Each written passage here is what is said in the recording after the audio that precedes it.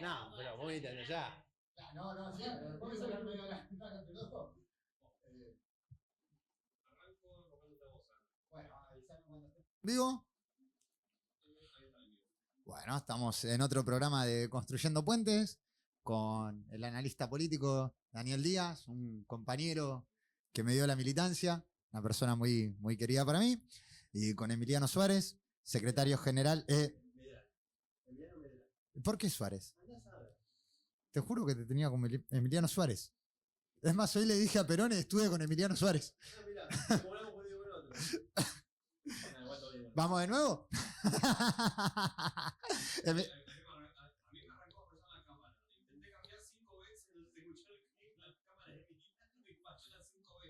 Bueno, entonces, vamos de nuevo.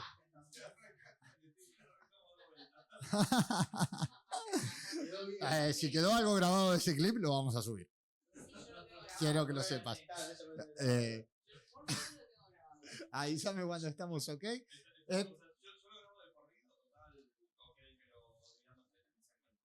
¿Cómo? Grabamos de corrido y después vemos, cortamos. ¿Ya estamos en vivo entonces? Bueno, estamos acá con Daniel Díaz, analista político, y con Emiliano Medrano, secretario general de ATE y de CTA 3 de febrero. Bien, falta poco para que sea secretario general de ATE. No me queme que recién arrancamos. ¿Cómo andan? Aparte, ¿cómo le vas a decir eso? Ahora los que están arriba van a empezar a pensar, que onda viene con el serrucho. Es lo que ve. No nos pongamos el cassette. No nos pongamos el cassette. ¿Sin cassette? Sin cassette. ¿Cómo anda, Dani? ¿Todo bien, amigo? Todo bien, amigo. Tenemos un gusto conocerlo, tenemos con Alan, somos amigos, tenemos mucha confianza. Si un día nos filman en off hablando, podemos terminar en cana. Yo creo que sí. Yo creo que sí, que si nos firman en off terminamos en cana. No, ebrio ya. No, ya ahí estamos más complicados. Bueno, vamos a hablar un poco del decreto que sacó el día de hoy el presidente Javier Milei y cómo afecta a los trabajadores y por qué. ¿Querés comentarnos un poco al respecto?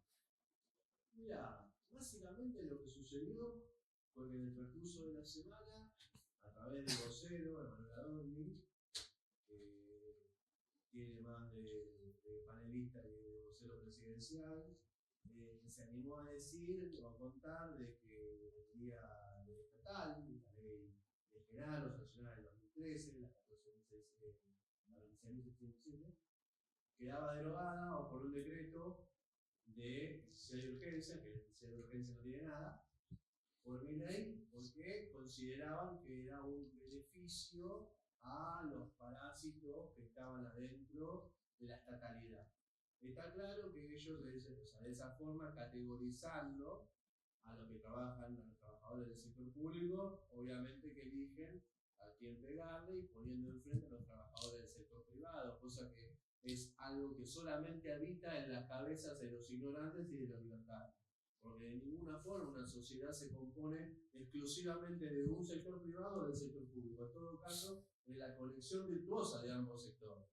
En definitiva, ese discurso fue para la tribuna, gobiernan para la tribuna, no gobiernan para los jubilados, no gobiernan para los estudiantes, no gobiernan para los trabajadores, ni público ni privado. Entonces tienen que generar una bola de humo porque el modelo económico de ellos cada semana piensa estallar y lo salva a alguien.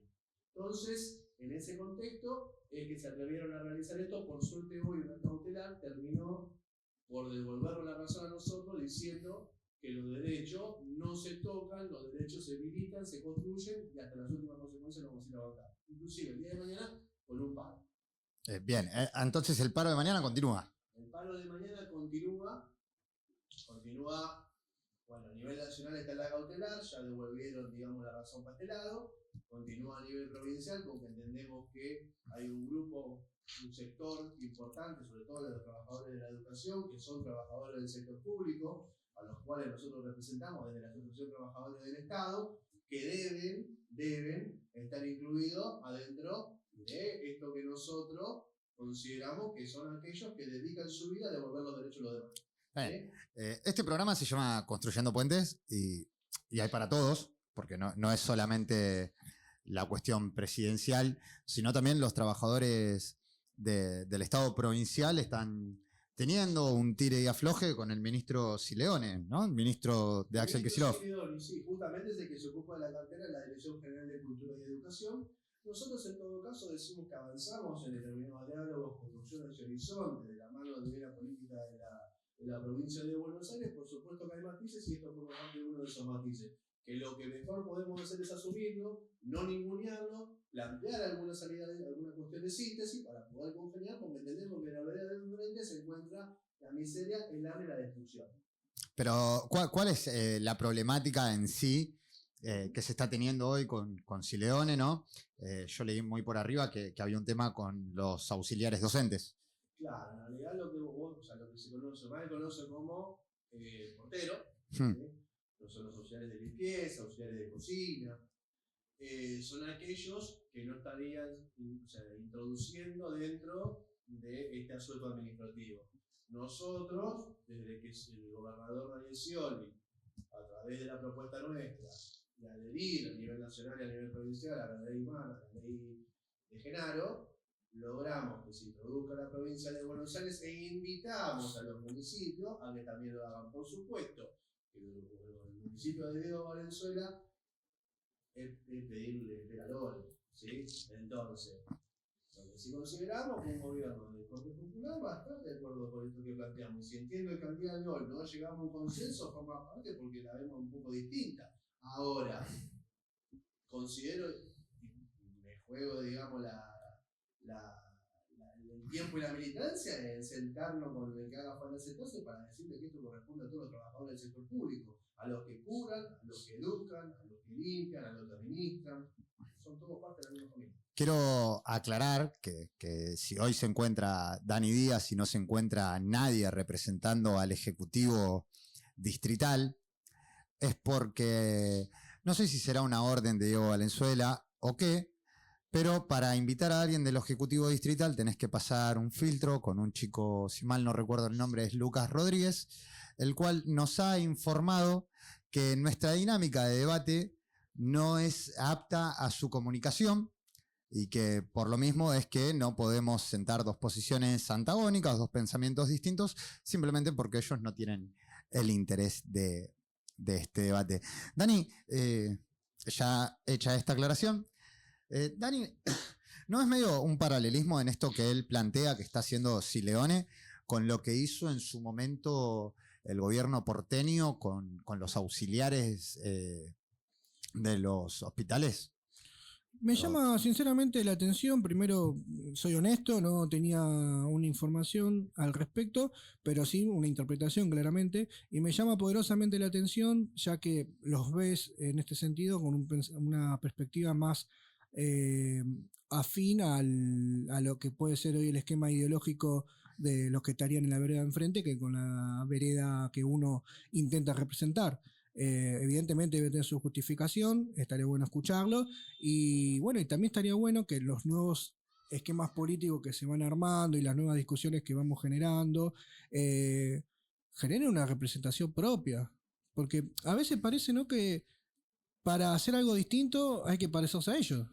Y acá lo que tenemos que buscar justamente es tener una solución superadora, porque nada de esto de lo que estamos hablando se condice con lo que hoy la sociedad está demandando. A veces parecemos que discutimos en una burbuja, eso también como autocrítica.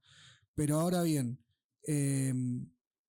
¿qué persona qué trabajador se puede sentir representado si no se le respeta y se le vulneran sus derechos? No sé, que me lo expliquen. O incluso me gustaría hablar con alguien que tiene esa cosmovisión, en este caso la liberal, ¿no? Nada, es sencillo. Una ley está por encima de un decreto. O sea, tenemos que volver a discutir algo preestatal, o sea, preconstitucional. Volvimos 200 años atrás, es una locura esto. Entonces, bueno, ojalá que también como discusión de nuestro palo, no nos querramos parecer a ellos como para decir, bueno, tenemos que atender una demanda que evidentemente se cree que está en la sociedad, pero las demandas no se atienden queriendo quedar bien, ¿no? Porque esto es política, hay gente, y bueno, me parece que en este contexto se parece un poco más a eso, desgraciadamente. Esto es para los dos. ¿Creen que estamos viviendo una época que podría sintetizarse, más allá, ¿no?, de la fisura o la ruptura, la caída de los partidos políticos tradicionales? Estamos viviendo en una etapa donde lo que tenemos son coaliciones populistas de ambos lados, ¿no? Que lo que buscan, a ver, la diferencia entre una coalición populista y un partido político tradicional es que el partido político tradicional tenía una idea, expresaba esa idea y buscaba que los votantes convencerlos de que su idea era la correcta, y ahora se ve una dinámica completamente distinta, ¿no?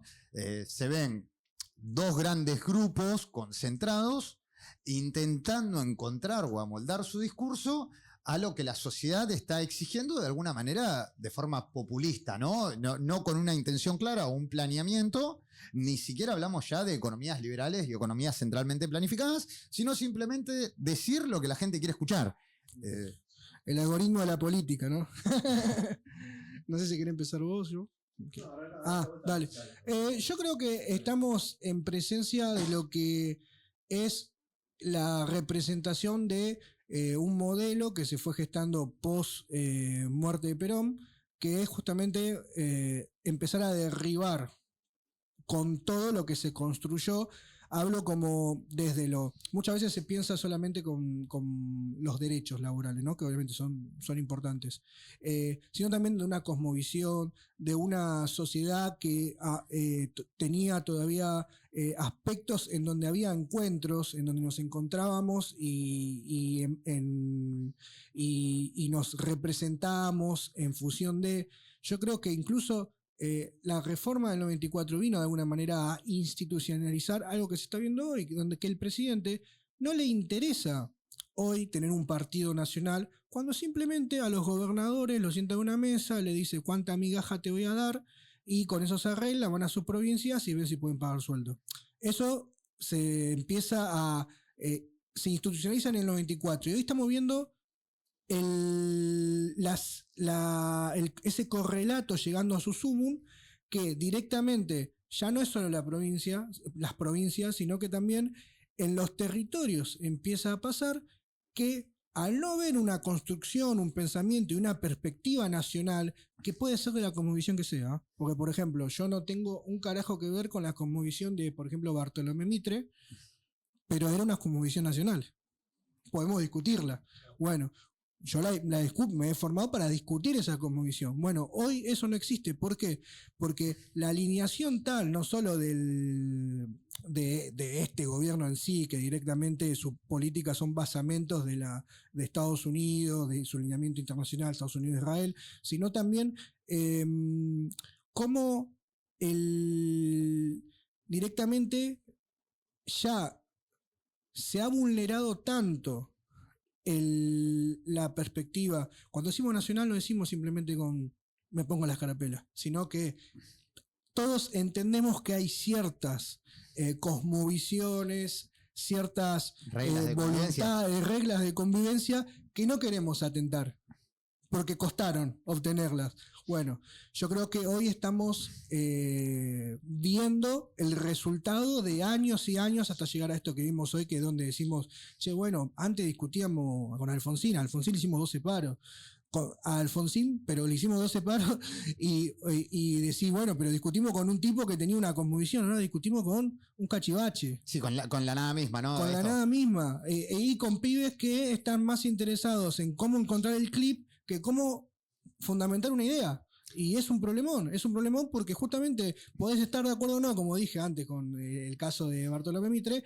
pero necesitas construir puentes, ya que volvemos a tu programa. No sé si respondí la pregunta. No, sí. Me fui por las ramas. La respondiste. ¿Vos, Emi? Sí, no, para agregar un poco más o menos la mano de lo que viene diciendo el compañero, es que eso hay que decirlo con claridad.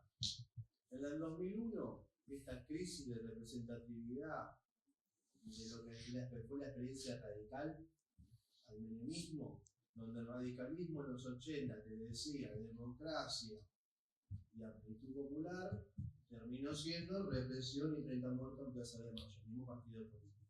Donde vino a subsanar eso el socialismo, el peronismo, a decir, hay que redistribuir, hay que superar, hay que dar trabajo, hay que dignificar e incluir a los que están afuera. Tuviste un gobierno después de Alberto Fernández que fue incapaz de resolver la inflación. ¿Sí? Contrapartida. Y ahí puso en crisis la identidad del peronismo. El gobierno de la Rúa puso en crisis la identidad del radicalismo. El gobierno de Alberto Fernández puso en crisis la identidad del peronismo. ¿Qué representa Milei? Es, a los ojos de lo que él expresa, porque claramente pone en la vereda de enfrente al sector público, a los partidos populares, él claramente expresa es una perestroika hecha por un monstruo, digamos, ¿no? La perestroika entendiendo como aquello que vino a desarmar ese Estado socialista, Estado benefactor, a cargo de Margaret Thatcher, a cargo de Reagan, a cargo de Gorbachev, ¿sí? Entonces, Milei representa, él se ve como un gran paladín, pero en realidad es un monigote con los títeres de Einstein, con los títeres de Minding, con los títeres de Urnequian, siendo títeres de las grandes corporaciones de nuestro país que le diagraman las leyes a tal forma que mirá cómo le habrá mojado el poder la oreja a Milei diciéndole a través de Macri, no hace falta que vos estés en el país, porque te genero el hecho político poniéndote presa tu mayor competidora, ¿sí? En ausencia tuya de tu territorio nacional. Vos no estás acá, pero nosotros necesitamos seguir haciendo la política. Por ende, vamos a hacer esto. Y Macri actuó en consecuencia de eso, siendo parte de cierto círculo, herido a través de lo que sucedió en la elección de Capital, diciendo, usando su bola de plata, que era la Corte Suprema de Justicia, con 2 de los jueces de la Corte puestos por decreto por él, matan el canal de Cristina, generando el hecho político y ese círculo rojo diciendo, acá gobernamos nosotros, no gobierna el pueblo, sino que gobierna el poder a través de sus representantes, en este caso Javier Milei, y cuando le sirvió antes Mauricio Macri. Aporto algo, sentando un precedente también, porque el día de mañana si el director de vialidad de Milei se manda una cagada, Milei va a terminar en cana. También es un mensaje para él. O sea, hoy no servís, el día que no sirva más. De hecho, recordemos, Menem fue recibido por el Congreso de Estados Unidos aplaudido de pie. Jugaba al golf con Bush. Cuando no le sirvió más, no terminó en cana por volar un pueblo, no terminó en cana por la AMIA, no terminó en cana por venta de armas. O sea, algo que internacionalmente, si no tenés el permiso de los popes del mundo, no lo podés hacer nunca. A lo que voy, cuando no le servís más, también el mensaje para él. Sí, y otro dato que me gustaría agregar, ¿no? Hoy Milei es el títere de gobernantes que no hacen lo que le dicen a él que tienen que hacer, ¿no? Porque en su momento Menem era el líder sudamericano del liberalismo en un momento donde no había multipolaridad, ¿no? Hoy vos tenés una multipolaridad de factores y una multipolaridad de poderes. El fin de las ideas, decía. Exactamente. En aquel momento, bueno, había caído el muro de Berlín, se venía el efecto tequila porque México no pudo pagarle el Fondo Monetario Internacional, etc. Entonces todo el mundo estaba dentro de un esquema liberal o neoliberal. Hoy se ve justamente lo contrario. Hoy uno cuando mira el mundo, casi ninguna economía del mundo es liberal. Casi todas las economías del mundo son centralmente planificadas, simplemente porque el caso de China demostró que las economías centralmente planificadas son altamente superiores que las economías liberales. Y eso es una cuestión 100% objetiva, no tiene nada que ver con la subjetividad. Se demostró que David Ricardo, o la teoría económica de David Ricardo, era mucho mejor que la de Adam Smith, en términos simples como para que se entienda y no profundizar demasiado. No, igual acá es donde me gustaría discutir con estos muchachos. Esta gente entendió que la falopa que venden no la tienen que consumir ellos, yendo a lo... ¿Por qué? Porque acá nunca existió un país que se hizo potencia siendo liberal. Nosotros fuimos a una guerra contra Paraguay que los mutilamos, siendo serviles de Inglaterra, que entendió perfectamente que tenía que ser proteccionista, forjar sus industrias para después venderle liberalismo al mundo. Y los gobernantes como Milei sean serviles a eso y ejecuten un dogma que consumís para estar sumido en la pobreza. Contra eso luchó el peronismo históricamente, ¿no? Volviendo a... Bueno, pero Inglaterra también tuvo un primer ministro, Boris Johnson, ¿era el nombre? ¿Liberal? ¿Cuánto duró? Menos de un año. Lo volaron. ¿Por qué? Porque era liberal. No le funcionaba. Sí, bueno, pero es a lo que voy, es una entelequia como transmiten el liberalismo. O sea, nunca existió una experiencia que vos me digas, no, esto es 100% liberal y no, hermano, anda a competir ahora a Estados Unidos, lleva un producto tuyo a competir a ver si te lo dejan. Lo vuela a lo más, que quería producir más y claro. más barato en China, y él le dijo, no, que no puedo terminar. De las dos formas, a través de la cuestión económica, pero a través de la cuestión social, que todo es ampliamente repudiable, que es lo que dice Moreno. Levanta muro y expulsa gente, no incluye, digo, ¿no? Y nosotros en nuestro país, que tenemos y mucho por aprender, que tenemos y mucho por hacer, que es un país en el cual es vasto, pero apenas somos 40 y pico de millones.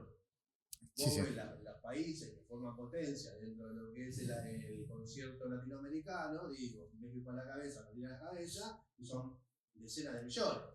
Entonces, nuestro país, hasta que no se defina con claridad el modelo económico que quiere imprimir de cara a la ciudadanía, ahí estamos en el horno porque no sabemos cuántos de esos millones van a estar incluidos en el futuro que nosotros queremos. No, bueno, yo creo que eso es lo que tiene Milei. A ver, creo que pasan dos cuestiones y ustedes díganme si están de acuerdo. Primero que nada, que hay una gran parte de la sociedad argentina que dijo, bueno, todos estos derechos que supuestamente nos van a vulnerar son papel pintado porque no los tenemos.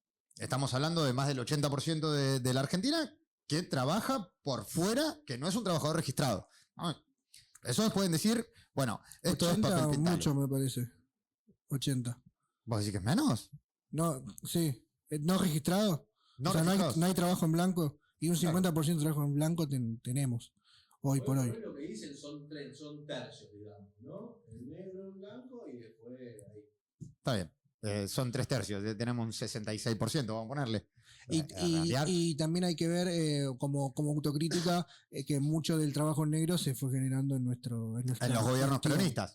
El trabajo negro lo encontraba vos en el gobierno de la provincia de Buenos Aires como monotributista, siendo trabajadores municipales de un estado que no los reconoce. Entonces, ¿de qué peronismo me estamos hablando? A eso iba. ¿No les parece que durante los últimos años, principalmente del 2012 en adelante, para ser más claros, hubo principalmente una reprimarización vertiginosa de la economía y por otro lado, la institucionalidad del trabajo en negro a través del Estado. El Estado institucionalizó la pobreza en el Estado, principalmente en los municipios, ¿no? Que los vemos, los compañeros cobran 230.000 pesos. Que la lucha brazo partido lo podemos llegar a tener con Diego Valenzuela, que pone su brillito verde a levantar patente, pero también lo tenemos que exponer de cara a los municipios del oeste de nuestra provincia de conurbano, que utilizan los mismos mecanismos para poder achicar el gasto público. Cuando nosotros criticamos el tema de del cobro de estacionamiento medido, ya el municipio peronista estaban cobrando con el mismo sistema y la misma plataforma, lo cual no podemos hacernos nosotros rasgarnos la vestidura el 3 de febrero y aplaudirnos en un acto en Moreno. ¿Sí? Excelente. Y aporto a esto que dice el compañero, que yo creo, a mí lo que hoy me parte la cabeza, y de hecho me encantaría escuchar tu mirada, porque sos justamente alguien que viene del palo sindical, es si este nuevo mundo sigue rigiendo bajo las reglas y los dogmas que nosotros hemos crecido y obviamente vimos los libros de historia y los que nos forjaron. Hoy se está virando un mundo que va más vinculado a los servicios que al laburo registrado, sí, como bien lo conocemos. Entonces el desafío es, como peronista, ¿podemos dar una propuesta a ese nuevo mundo o la propuesta es, no muchachos, no comemos la curva, ese mundo no existe, sigue siendo el que pensábamos antes? Lo traigo a la mesa y porque me parece que parte que ha perdido el peronismo es entender que Perón, antes que nada, primero me saco el sombrero, un tipo que te hablaba de medicina, historia, un bocho, un tipo con una cabeza de otro nivel, pero que era una persona que por sobre todas las cosas era práctico. O sea, es muy difícil salir del esquema de Perón porque él era la representación de lo práctico. Esto que él lo sintetizaba en Mejor que decir es hacer y en La única verdad de la realidad. Es decir, hoy nosotros como desafío, como dirigente o como nos veamos, en este caso me dicen compañero, incluso que representa a compañeros trabajadores, es qué propuesta le damos a este nuevo mundo, entendiendo la perspectiva peronista que no dejar ni un solo argentino fuera del sistema, cuando no sé si el mismo sistema apaña y atiende a todas las demandas que hoy circundan. Tengo una cuestión, creo yo. Siento que muchas veces la propia universidad argentina nos forma en términos marxistas. Desde ya. Por eso tengo que traer a colación la cuestión del tecnofeudalismo y explicar que el feudalismo en realidad ocurrió en una pequeña parte de Alemania, que eso no existió en realidad a lo largo de Europa, pero hoy se puede hablar de un tecnofeudalismo donde se necesita parcializar la economía y el mercado pasa por la nube. No obstante, no creo que el trabajador deje de existir, porque si existe una máquina, existe un trabajador que tiene que operar esa máquina. No creo que haya dejado de existir la industria como tal. Si bien hoy se venden servicios, porque la gran mayoría de las cosas están hechas para romperse y cada vez a mayor velocidad, creo que el operario o el productor sí tiene que capacitarse para manejar otro tipo de, o operar otro tipo de maquinaria, pero la realidad es que no dejó de existir. Y esta economía de servicios... Pero la nueva maquinaria demanda menos trabajadores. Demanda menos trabajadores, pero vos tenés otro tipo de economías que van surgiendo en estas parcelas que llamamos tecnofeudalismo, ¿no? Entonces vos hoy tenés muchos microemprendedores que no dejan de ser trabajadores. Si querés... Sí, a ver, yo lo que puedo decir con respecto a esto es un par de cosas varias, es algo que nos preocupa ampliamente en lo que proviene del sector público sobre todo porque creen que nosotros somos proveedores de Don Satur y hacemos bastante y nada más. El trabajador del Estado, por ejemplo, hay una empresa que seguramente no la conoce porque es un brote ignorante, que se llama Dioxitec, que es una empresa del Estado que realiza innovación en materia nuclear, ¿sí? Tenemos la única planta de agua pesada, la refrigera, los reactores nucleares la tenemos en Neuquén. Digo, tenemos la Nucleoeléctrica Sociedad Anónima, que es una empresa que se encarga, entre otras cosas, de facilitar conocimiento de punta para las empresas de nuestro país. Tenemos. Entonces yo quiero decir que, por ejemplo, a través de las universidades públicas, como la Universidad de San Martín, que está acá nomás, que tiene técnica aeroespacial, vos vas a poder formar esa mano de obra que vas a necesitar el día de mañana. Vos a la mano, el desafío que tenés actualmente son entre los 30 y picones y 50 que vas a tener que empezar a formatear de tal manera que sean ese puente, ese nexo entre la sociedad que vos tenés y la sociedad que viene el día de mañana. Y ahí va a estar el tema. Está el tema entre dos motivos, entre cuál. ¿En qué se va a dividir esto? Y creo que la cosa pasa por ahí, en mi opinión. Uno, entre despedir a esa gente y utilizar servicios de empresas externas para facultar a 3 o 4 y que te hagan el caldo de cultivo, o pagar la formación en servicio de los compañeros que aquel que antes hacía, no sé, data entry de tal forma, hoy a través de una aplicación o algo lo haga de manera simultánea en varias otras, que en definitiva también vos decís, bueno, loco, que va a terminar reemplazando, pero esas personas que ahí no van a sobrar. Van a terminar en definitiva poniendo en funcionamiento una enorme maquinaria en materia de recursos humanos que, llevado adelante dentro de las áreas del Estado, van a poder ir a acudir en aquellos lugares donde hoy hacen falta y no hay nadie, o porque lo despidieron o porque hoy por hoy no puede ser atendida esa demanda porque la cuestión financiera no existe.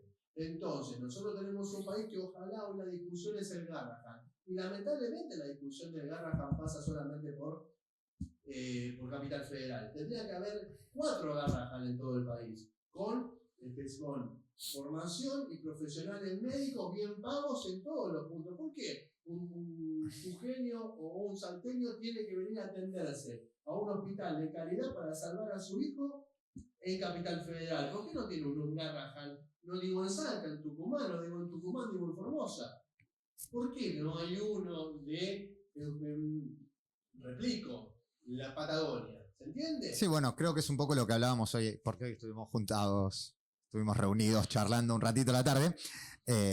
Un poco lo que hablábamos hoy a la tarde, ¿no? Después de la caída de Rosas, que Rosas planteaba un país federal, creo que en el relato no, pero en los hechos concretos sí, y cada vez se ve más, terminamos siendo un país cuasi que unitario, donde el 40-50% de la economía pasa por la provincia de Buenos Aires, donde el 50% de la población, se entiende que el 50% de la economía pase por la provincia de Buenos Aires porque el 50% de la población está acá.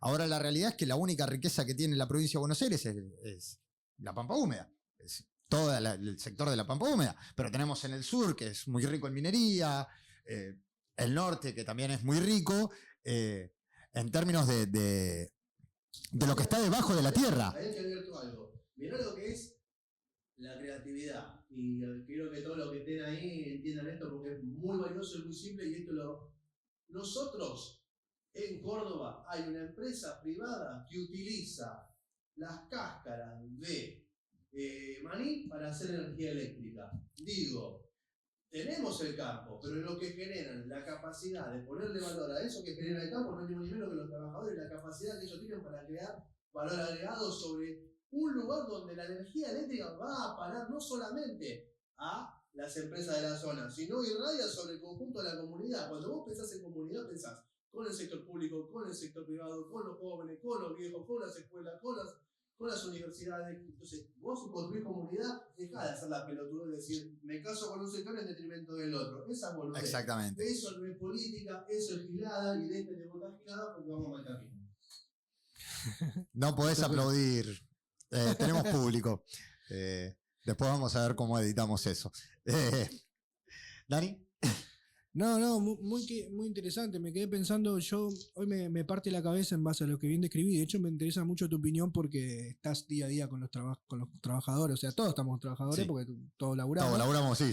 No sé si en todos los ambientes se puede decir lo mismo, pero sí con trabajadores organizados que están buscando representar. Hoy, en base a esto que bien describís, este nuevo mundo que estamos tratando de entender, ¿viste? Porque es como que el mundo nos está pegando en la jeta algo que todavía no lo vivimos, ¿viste? Es algo hacia dónde va esto. De hecho, ¿viste? Ellos abiertamente dicen, sí, Caputo dice, nos queremos parecer más a Perú, ¿viste? En lo malo de Perú, ¿no? En lo que puede ser bueno, ¿viste? Sí, bueno, por algo hay tantos peruanos viviendo acá. No es nada en contra de los peruanos, ni de ninguno, ni de los bolivianos, ni de los brasileños, ni de los venezolanos, ni de los colombianos, ni de ninguna parte de Centroamérica, pero por algo todos vienen acá. La pregunta que te quiero hacer, ¿crees que la cosmovisión nuestra peronista, desde lo más intrínseco de la doctrina, sigue teniendo representación en este mundo que se viene? ¿En qué lo ves? Pero por supuesto, a ver, yo vuelvo a insistir.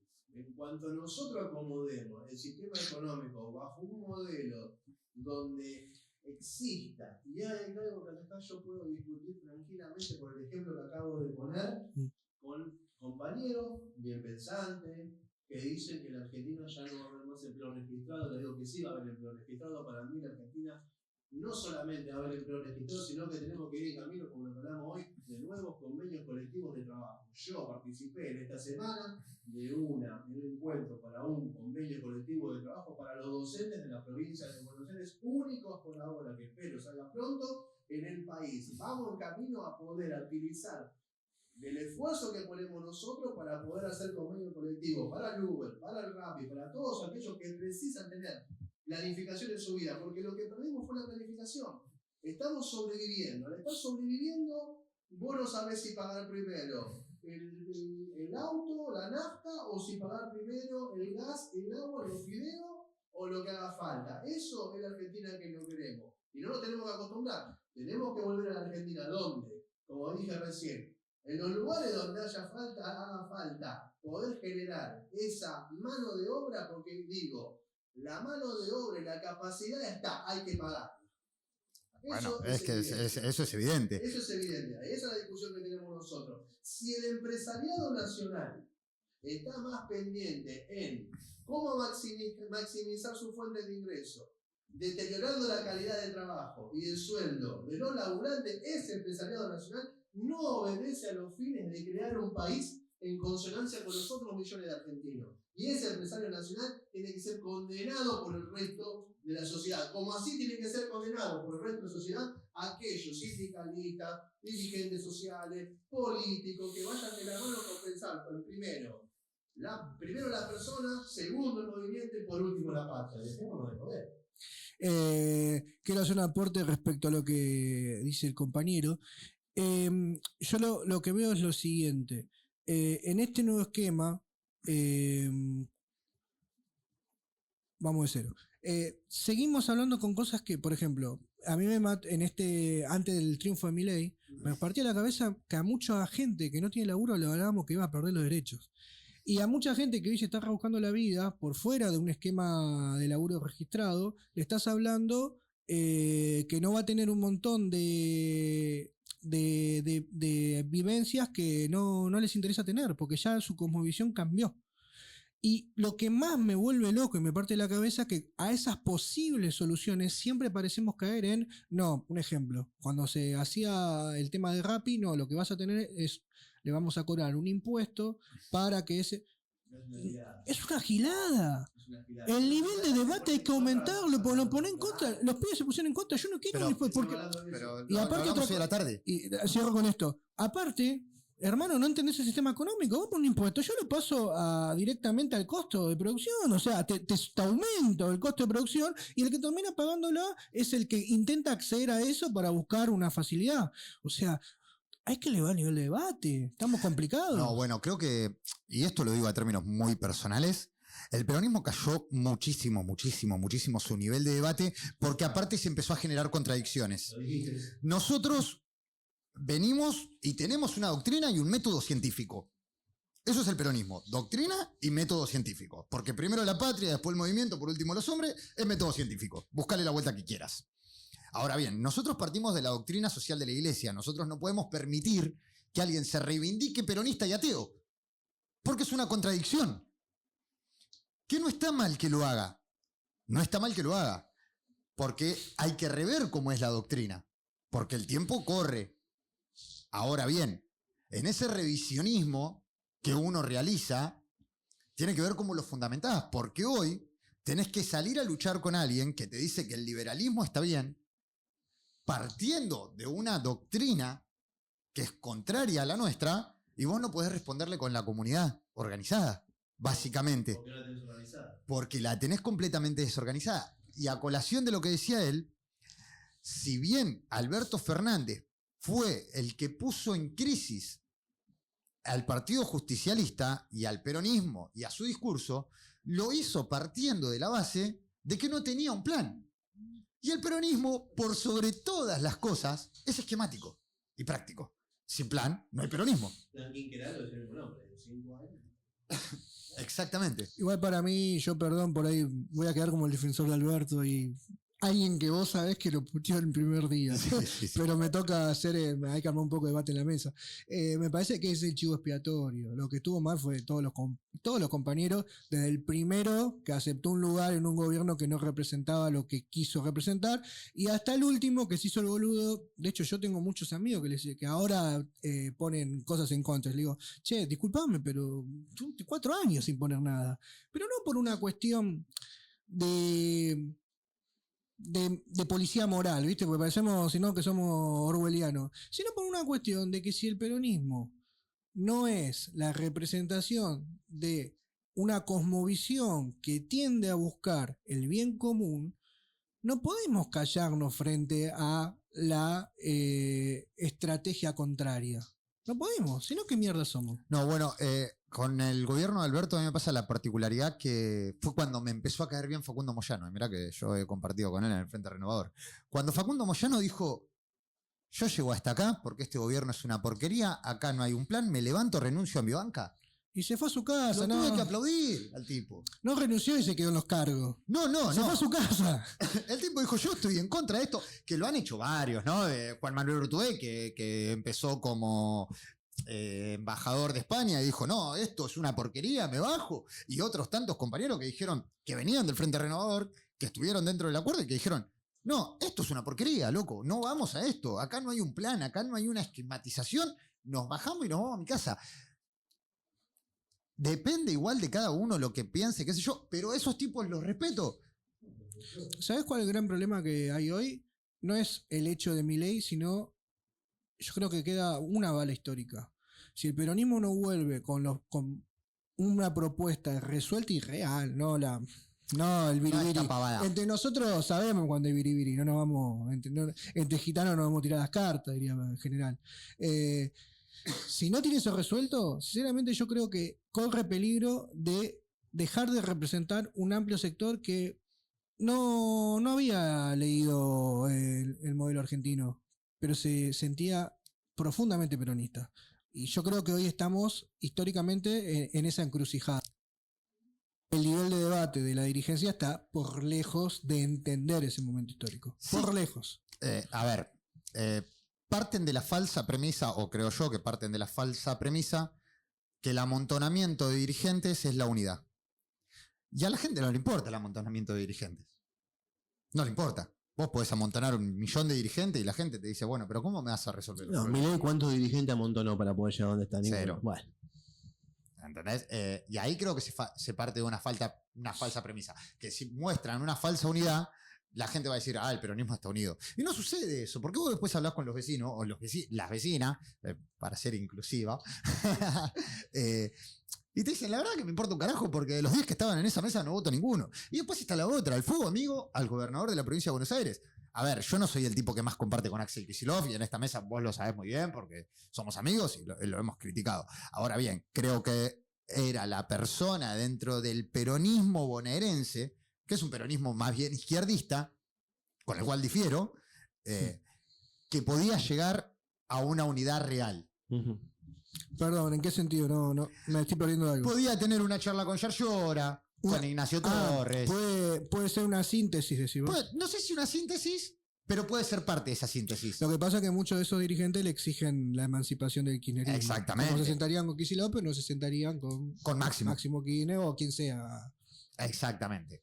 Pero Axel tiene esa pero posibilidad. Pero es difícil exigir, o sea, yo todo bien con el gobernador de Córdoba, pero si no tiene una construcción nacional, es difícil exigir tanto a veces, ¿viste? Pasa eso también. Pero acá Axel está teniendo fuego amigo, entonces en algún momento el peronismo se destaca por tomar decisiones y no volver para atrás. Y al peronismo lo que el pueblo argentino nunca le va a perdonar es un dirigente tibio. No se lo perdonan. Los dirigentes tibios en el peronismo no se perdonan. No se perdonó nunca a ningún dirigente tibio. ¿Estás diciendo del gobernador tibio? Perdón, no estoy interpretando. ¿O estás diciendo que está en una encrucijada entre ser tibio o no serlo? Entre ser tibio o no serlo. Y creo que tendría que tomar una decisión. Una decisión, pero no para parte de su núcleo de votantes. Una decisión para los que no lo votaríamos. En este sentido, ¿no? Yo no sé si lo votaría a Kicillof. Si no me queda otra, lo voto. O sea, qué sé yo. Me pones Kicillof, Karina Milei y lo voto a Kicillof. Si no me queda otra, lo voto. Es ponerte el menos malo, ¿viste? Claro, bueno, pero no sé si quiero votar el menos malo. Quiero votar un tipo que tome decisiones. Si estamos podridos de Scioli, Alberto, Exactamente. Estamos podridos. Y quiero que el peronismo llegue a una síntesis que sea real. A ver, yo no tenía dudas de que Massa hubiese sido un excelente presidente. Que era el tipo más capacitado para ser presidente. Ahora, yo no sé si la conformación de la lista era la que más me gustaba, ¿entendés? Porque acá en 3 de febrero tenía que votar entre una mujer del movimiento Evita y un hombre de la Cámpora. Y sinceramente no coincido ni con los movimientos sociales, principalmente con el Evita, y tampoco coincido con la Cámpora. Entonces la conformación de la lista también era mala. Y no es que pongo en tela de juicio su capacidad para poder administrar el distrito, sino que simplemente digo, el votante de 3 de febrero no vota a un peronismo de izquierda, por llamarlo de alguna manera, entre muchísimas comillas. No, que ni siquiera porque, a ver, proponer un itinerario que se lo festeja Valenzuela, decimos cuánta izquierda es, porque Valenzuela arrancó siendo una candidatura que proponía presupuesto participativo y economía popular y termina celebrando las Taser de Bullrich. Digo, el tipo para poder acomodarse lo mismo, el problema cuando nosotros vemos que nuestro discurso termina asemejándose con el que tenemos enfrente. Entonces ahí decimos, ojo muchachos, me parece que nos equivocamos de camino. Yo sin embargo creo, y ahora vamos a verlo el sábado, vamos a verlo el domingo, si están así, pero yo creo que no quiero quemar, toco madera, pero creo que va a haber un buen resultado, que para mí, sinceramente lo digo, lo de los laberintos se sale por arriba, ¿sí?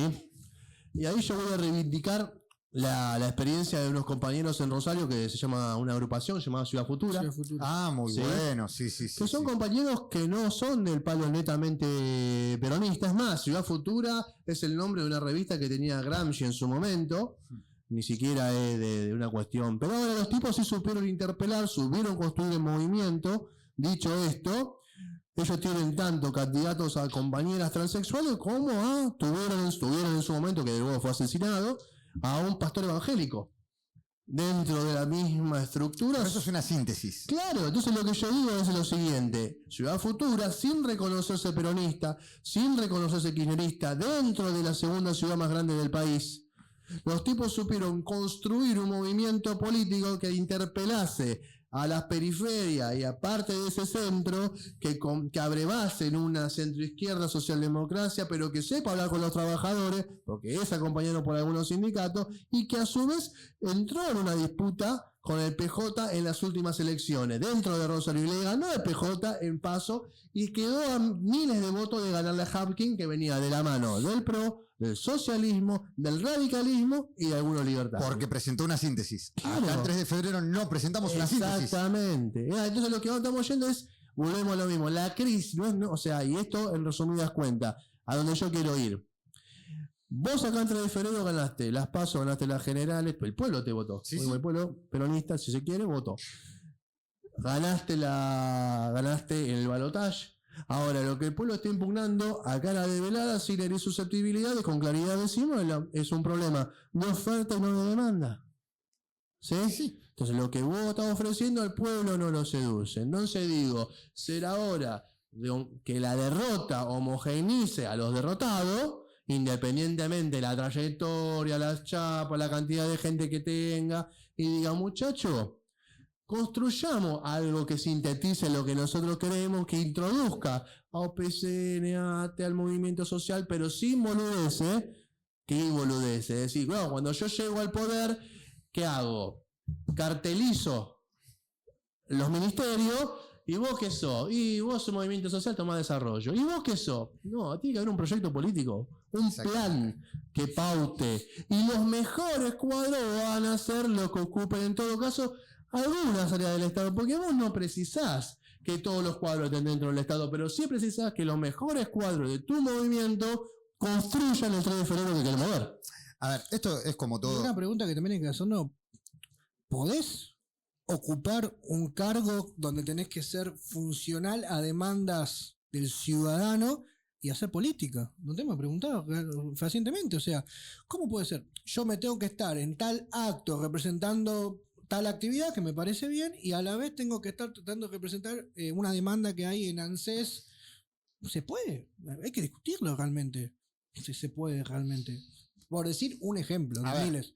Igual después me gustaría volver al tema de la interna y trasladado a 3 de febrero porque me gustó y me aporte. Pero me parece que es algo que hay que discutir porque como que lo tenemos naturalizado y no sé si está bien también. A ver, vamos a volver al tema de la interna, claramente, en este preciso instante. Porque creo que no todos los compañeros sirven para todo. A ver, y para hacerlo mucho más práctico. Si a mí me mandás a una máquina a que arme botellitas de detergente, lo más probable es que rompa la máquina. Ahora, si me mandás a vender las botellitas de detergente, lo más probable es que vendas un montón. Esas son mis capacidades. Ahora vos me preguntás, ¿tenés la capacidad, Alan, de conducir a 50 personas? No lo sé, de hablarle a las 50 y convencerlas estoy seguro que la tengo, porque me capacité toda la vida para realizar eso. Entonces también, y es algo que hablaba hoy con él, los compañeros y compañeras, tenemos que empezar a definir roles y cuáles son para nosotros los mejores roles. Porque, a ver, no tengo duda de que tenemos compañeros que son buenísimos en la gestión. Ahora, ser buenísimo en la gestión no te hace el mejor candidato. Tal cual. Coincido. ¿Entendés? Y ser el mejor legislador, que en este caso sí yo creo que cumpliría un buen papel, no sé si me pones de jefe de ANSES cuán bueno soy, ¿entendés? Sí. Para dar ejemplos. Entonces creo que esos son los debates que tenemos que tener abiertamente y no dentro de un pejotismo cerrado donde nos juntamos entre nosotros y hay 50 que terminan, y sin desmerecer al presidente del PJ, terminan aplaudiendo al presidente del PJ cualquier cosa que dice y nadie agarra un micrófono y le dice, dale, dejate de joder, perdiste 3 elecciones seguidas teniendo todos los fierros de tu lado. ¿Entendés? O nadie levanta la mano y dice, muchachos, hicieron elecciones hasta las PASO, después de las PASO desaparecieron todas las mesitas, entonces ¿cómo es? ¿El que gana conduce, el que pierde acompaña? ¿O jugamos hasta que gano las PASO y después veo qué cargo puedo rascar, pero no juego mal las elecciones por las dudas que el presidente saque a los muchachos de la cámpora? Porque esas también son discusiones que tenemos que dar. Porque acá hubo una elección hasta las PASO y después de las PASO se dio una elección completamente distinta. Los compañeros no estaban en la calle. Había un par de concejales, nomás, un par que hoy en día son concejales. Y en 3 de febrero particularmente, un distrito históricamente peronista, metimos 4 concejales. Entonces, son cosas que tenemos que empezar a discutir. Perdimos en todos los circuitos electorales. Algo que no había pasado nunca. El 292, circuito que representa a José Ingeniero, parte de Villarrafo, es un circuito que históricamente el peronismo no lo perdió nunca en democracia. Y este año, el año pasado lo perdimos. Entonces, esas son las cosas que tenemos que discutir. ¿Qué estamos haciendo mal? Porque ya no pasa por la política de la rosca que se junten 5 y que los baje un dirigente nacional, como está sucediendo ahora, que te quieren imponer candidatos y candidatas desde otro distrito. No, porque la militancia no te conoce. Imagínate que si la militancia no te conoce, ¿con qué cara yo voy y le digo a mi vecino votá por tal o cual si no lo vi en mi vida? Ese es mi pensamiento. No sé qué pensarán ustedes. No, yo creo que, a ver, con respecto a las últimas candidaturas, ya lo dije, y con respecto a lo que uno puede llegar a ver, yo creo que, por otro lado, es fácil hacer leña, ¿no?, de la situación. Ahora, la realidad es que, a expensas de las últimas candidaturas, en alrededor de lo que existen esas candidaturas, vos no tuviste personas capaces de poder superar eso. Entonces, si el último candidato a intendente nuestro no alcanzó las expectativas que uno tenía, alrededor de esa construcción de ese candidato a intendente tampoco hubo dirigente que superasen a ese candidato. No, pará, porque yo no hablo solamente del candidato, ¿eh? Porque una cosa es hablar del candidato y ahí sería hacer leña del árbol caído. La configuración política de la lista, de las últimas listas, los jefes de campaña, evidentemente hicieron todo mal. Porque en el 2019, el peronismo ganó, pero por paliza en 3 de febrero. Alberto Fernández en 3 de febrero sacó más del 54% de los votos. Y se perdió la elección municipal. Y pasó lo mismo en el 2021. Y pasó lo mismo en el 2023. Entonces, saquemos la cara y hablemos del armado, que en realidad es lo que preocupa. Entonces yo te pregunto, ¿cuántos compañeros, cuántos dirigentes vienen influenciando al movimiento nacional y popular de cara a sus representatividades desde la derrota de Hugo Marcurto hasta la última candidatura de Juan? Si ahí encontramos coincidencia en las 4 elecciones, a expensas de los candidatos, es porque ahí es donde encontramos el punto. No, es que el problema lo tenemos abajo, no lo tenemos arriba, claramente. Claro. A ver, nosotros podemos discutir cuál es la oferta que tenemos, pero para discutir la oferta que tenemos, primero tenemos que discutir qué modelo de distrito queremos. Porque si nosotros no nos podemos sentar todos los compañeros adentro de un club, y ahora se hacen plenarios dentro de los clubes, y vos preguntás, ¿y cuántos son compañeros? ¿Y cuánto tomaron la palabra? Porque si nosotros hacemos un plenario, dura 4 horas y no nos llevamos nada, es porque o no hablaron todo, o no nos dijimos lo que no teníamos que decir. ¿Entendés? O estamos llevando gente de relleno. Porque no puede ser. Todos los compañeros tenemos algo para decir. Nosotros tenemos que cerrar el distrito una semana y encerrarnos donde sea y empezar a hablar estas cosas y ver de qué manera nosotros podemos prepararnos de cara no a una elección, sino a un modelo de gobierno. Porque evidentemente lo que no le estamos dando al pueblo de 3 de febrero es un modelo de gobierno que los represente. Porque hablo con la gente todos los días y del 90% de la gente que hablo, de 10 que hablo, 9 me dicen que no lo quieren al intendente actual. No es que hay poca diferencia, hay mucha diferencia. Vos salís, das una vuelta a manzana, le tocás timbre a todos tus vecinos y vas a ver que de cada 10 que le tocás, mínimo 8 te dicen, no, la verdad es que yo le pedí que me hagan el pozo y no me lo hicieron. Y todos tienen un reclamo. Entonces, ¿cómo puede ser que nadie pueda ofertar algo que le haga frente a esto? Claramente es un problema nuestro de capacidad de discusión. O hay algo que no estamos discutiendo o no generamos los ámbitos. Y las dos cosas, porque volvemos a una cosa que ya hemos mencionado, que es la capacidad de construir comunidad. El vecino va a votar y va a confiar en aquel que tenga la capacidad de representarlo, que alguna vez lo haya visto no solamente en instancia electoral, sino también en la vuelta de la vida, en un barrio, en un día del niño, pidiendo, dando pañales a los jubilados. Entonces digo, el vecino va a sentirse reflejado y representado por aquel que, atravesando su vida diaria, entienda que cuenta con él o que sabe que existe para poder, en todo caso, el día de mañana verlo en un cargo, verlo en un lugar donde pueda resolver determinada cuestión. Digo, en aquellos que son del palo nuestro, porque a los del palo del enemigo es un problema del enemigo. Ya está. O sea, a ellos, a ver, Valenzuela vino a ser electo en 3 de febrero, pero no por una trascendencia política en 3 de febrero, venía a ser un notero de Clarín.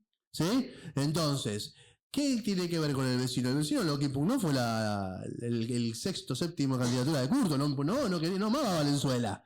Y acá lo que volvimos es a eso. Entonces, tenemos que volver a construir, tenemos que cada unidad básica, que algo que dijeron, miren, el PJ la otra vuelta, fue que la unidad básica tiene que estar abierta, que lo que tiene a cargo de esa unidad básica tiene que saber el nombre de del chino del almacenero, tiene que saber el nombre del comisario, tiene que saber el nombre del director de la salita. Cuando vos tenés unidades básicas consolidadas, que con claridad discutan política de cara a la población y consoliden referencia, y como dijo Cristina Fernández, representaciones, a través de ello vas a empezar a volver a consolidar en el distrito. Porque si no va a ser una discusión de quién va quinto, quién va cuarto y quién va segundo. Bueno, sabes que casualmente siempre lo hablo con Dani y lo hablo a veces con Sabrina. El hecho de que hoy los pibes no son como éramos nosotros en nuestros tiempos, no son atrevidos, esperan la orden de arriba.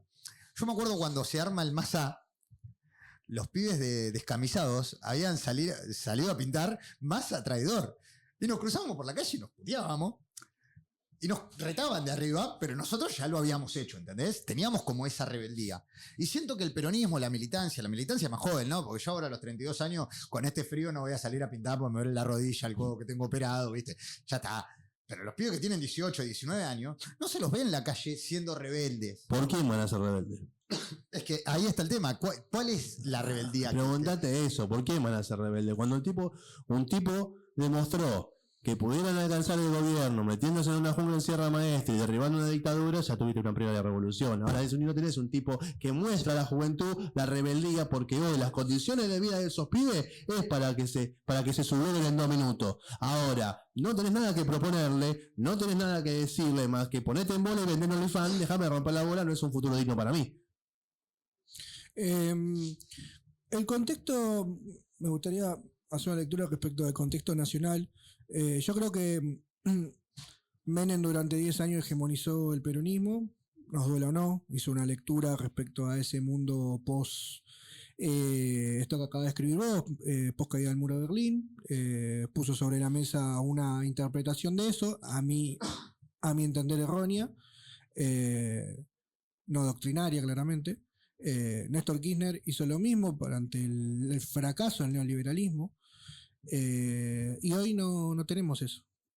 ¿Cuál es la propuesta frente a este nuevo mundo? ¿Cuál es la discusión? ¿Qué es lo que estamos viendo cada uno? ¿Quiénes son hoy quien podemos decir representan, muy desgraciadamente, porque volvemos a lo mismo? Hoy los candidatos son del AMBA, ¿no? Tenemos, o sea, quienes hoy hegemonizan el debate público, por así decirlo. Tenemos Cristina de haber salido a la cancha, el candidato, mejor dicho, quien representa a sus sectores, podemos decir que es Máximo Kirchner. Tenemos a Sergio Massa y tenemos a Axel Kicillof. ¿Cuál es la propuesta? ¿Qué mundo está viendo y qué posibles soluciones?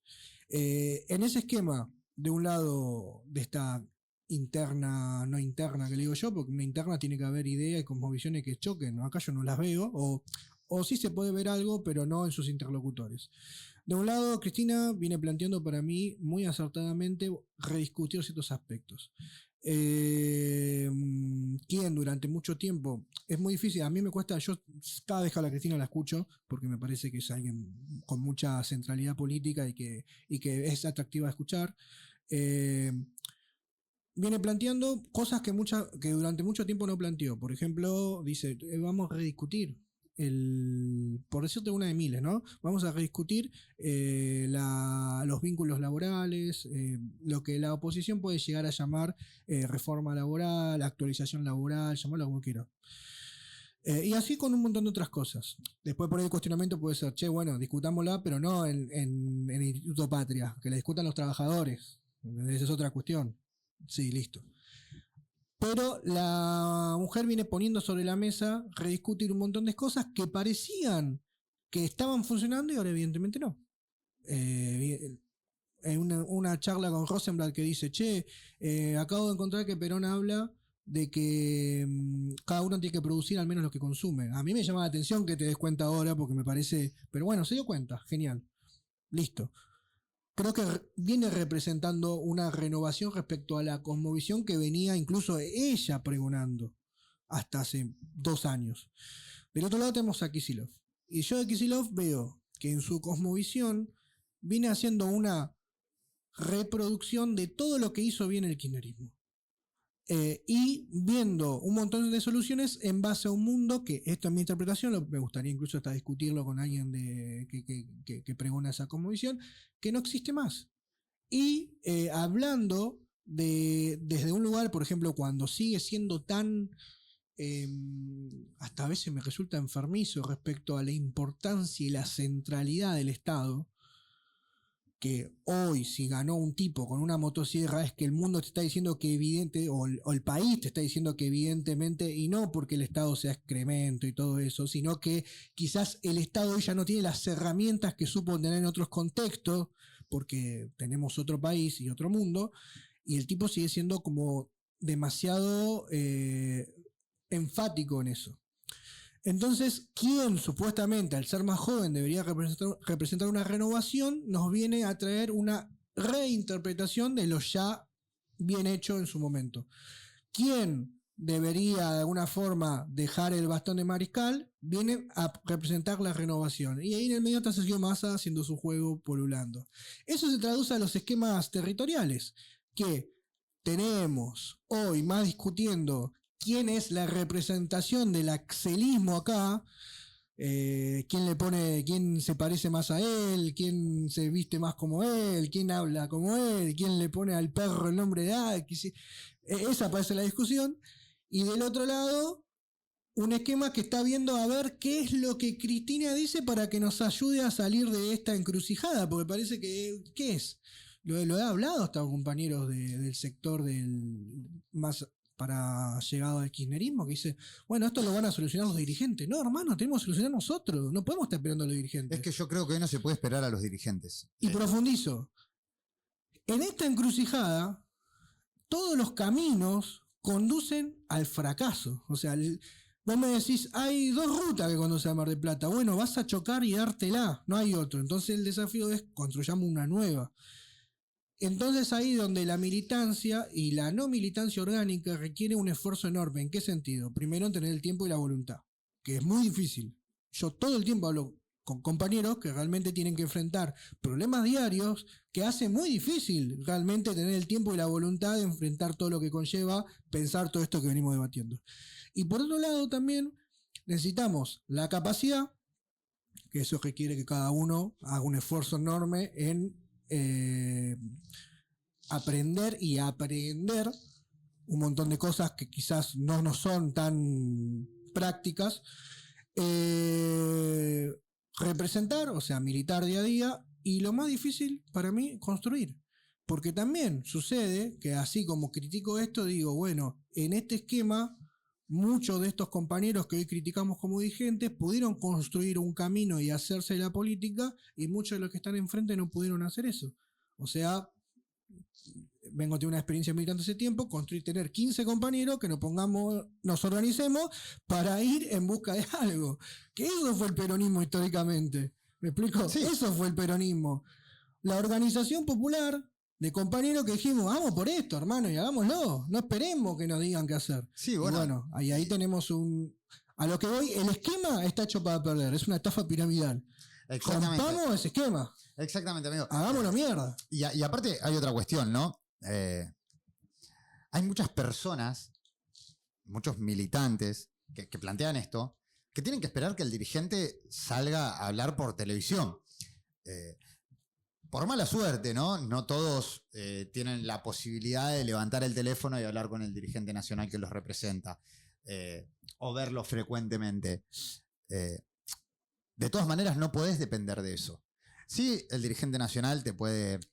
Que el PJ se abra, porque Cristina cayó presa, que obviamente estoy absolutamente en contra y puedo incluso hasta justificar porque está mal hecho, nos tiene que resultar repulsivo, porque justamente ya teníamos que estar organizados y El eso PJ pasaba. debería estar abierto. ¿Me explico? Pero a ver, abrir el PJ. Y si no es el PJ como lugar, tenemos que estar organizados por fuera. Exactamente, amigo, a eso iba. Abrir el PJ para no discutir cuál es el modelo que queremos y discutir que Cristina cayó presa es una estupidez. Porque con un PJ organizado, Cristina no cae presa. Entonces estamos esperando a darnos la cabeza contra la pared para poder ver cómo nos levantamos. Es una estupidez. Yo creo que, a ver, en ese sentido, el PJ, dicho por la máxima referencia, era un instrumento electoral. Digo, era en todo caso, en definitiva, lo último que se construyó adentro del movimiento para representar las políticas públicas que se quería llevar adelante, de cara a que si no tenés un partido político no podés presentarte a una elección. Ahora, vos tenés que tener un camino ya atravesado por los sindicatos, la juventud, de todos los sectores que conforman el campo nacional y popular, para una vez de eso, a través de un instrumento electoral, ya sea el Partido Justicialista, Unidad Popular, Principios y Valores, cualquier instrumento que venga de la mano con el campo que nosotros nos reflejamos, tengan la capacidad para poder gobernar a través de eso. Entonces, yo creo que tenemos que poner...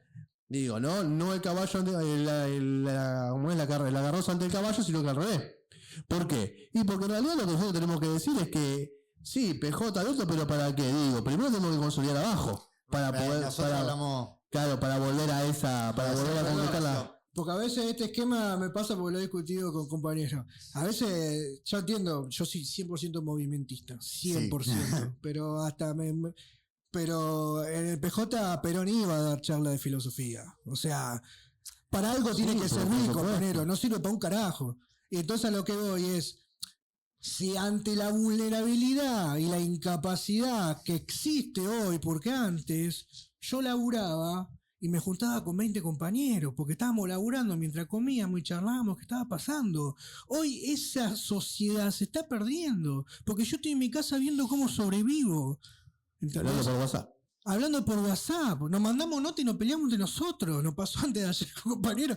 Ayer terminé con el Juaco hasta las 2 de la mañana discutiendo lo que está pasando en Medio Oriente como dos enfermos peleando. No, digo, boludo, estamos peleando. Pero después, a lo que voy, si esos ámbitos no están, por lo menos que ese lugar sirva para crearlos. Claro, nosotros ¿Me explico? Somos 100%. Somos 100% movimentistas, pero tomamos el PJ como un lugar que puede unificar, en términos de lugar, ¿no? Propiamente dicho, lugar físico, que puede unificar muchos pensamientos del movimiento nacional.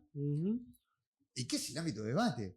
No podemos ir a debatir en un club, no podemos estar debatiendo en una plaza. Y también lo podemos hacer. Lo podemos hacer. De hecho, hagámoslo, la invitación es a hacerlo, pero en algún momento hay que hacer una síntesis, o por lo menos quiero escuchar qué mierda piensa nuestro dirigente. Por lo menos. Porque yo creo que están pensando... A ver, si yo tendría un palo verde, no estamos teniendo esta discusión, porque pongo el palo verde arriba de la mesa, elijamos al mejor candidato, vamos y jugamos. No, pero por supuesto. No lo tenemos. Entonces, tenemos esta discusión porque necesitamos que los que sí tienen el palo verde para jugar, porque es la realidad, hay que poner plata para jugar, me den una propuesta superadora, que me dé ganas de militarlo. Yo no sé si ni es por la plata, no saben qué carajo hacer. No, es que no hay claramente por la creatividad. plata no pasa. ¿Sabés qué?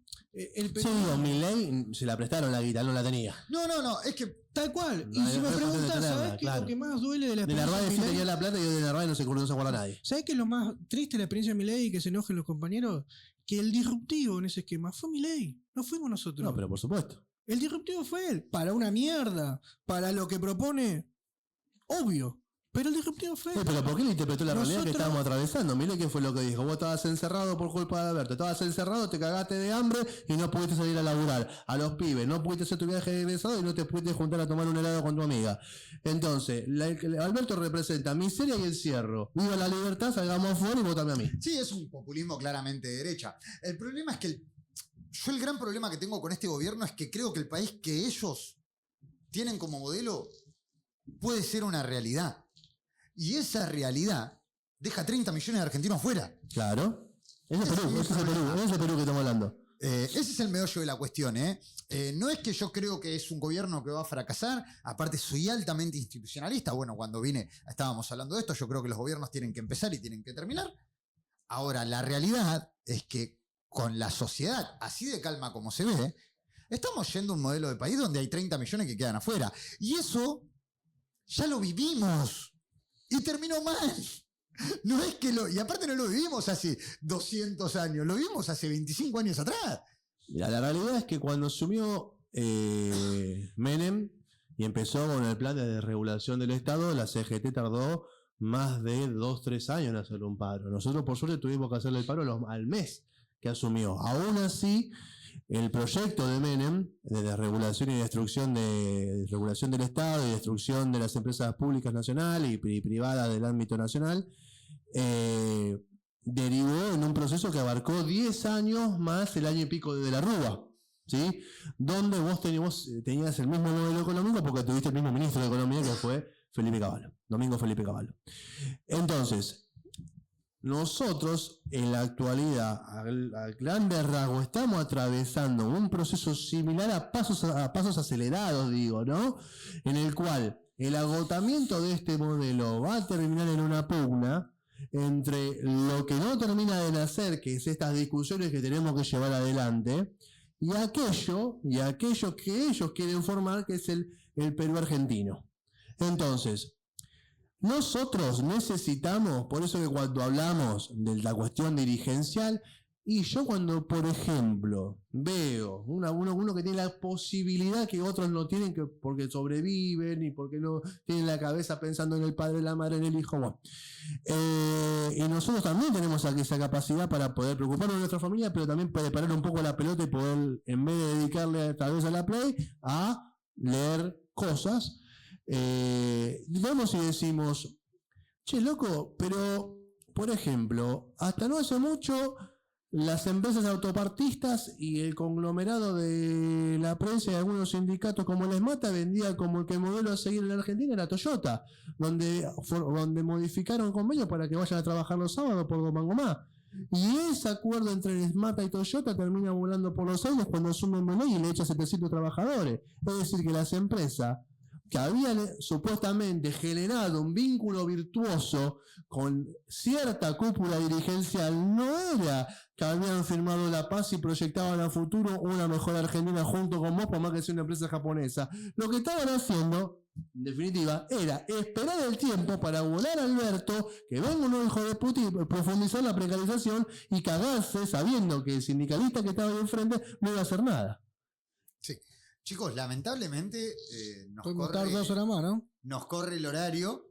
Yo me puedo quedar 45 horas, comerme un asado. Bien, claro, asado. Pero acá hay una pregunta que a mí me gusta hacer, es ¿con qué senador, diputado, dirigente nacional se comerían un asado? Yo pertenezco a un movimiento en el cual mi dirigente, Oscar de Isasi, seguramente tenga con él seguro, pero por fuera del movimiento que yo expreso, básicamente.